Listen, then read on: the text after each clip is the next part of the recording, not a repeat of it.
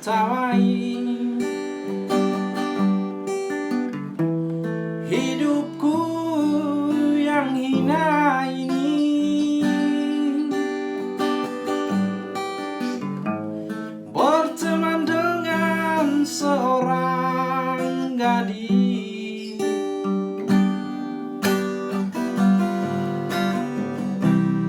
Mengapa semua manusia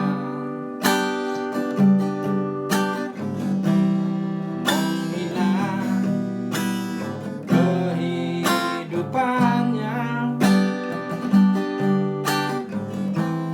mencari nafkah hidupnya,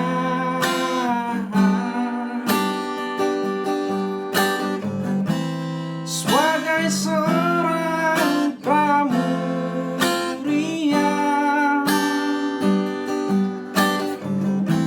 Semuanya itu tiada arti bagiku.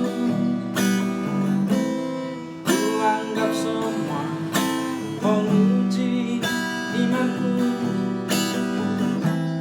Kiranya Tuhan jadi saksi hidupku, betapa sucinya jalinan cintaku.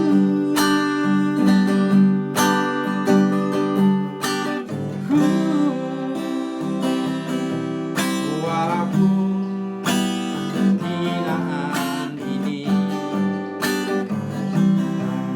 ditujukan pada diriku, namun ku selalu